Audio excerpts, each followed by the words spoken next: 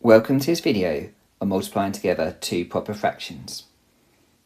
Let's have a look at a couple of questions together. My first question is 1/4 times 1/3.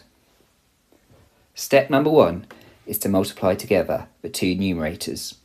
1 times 1 is 1. Step number 2 is to multiply the two denominators together. 4 times 3 is 12. 1/4 times 1/3 equals 1/12. Let's have a look at a second question. 2/3 times 4/5. Step number 1 is to multiply together the two numerators. 2 times 4 is 8.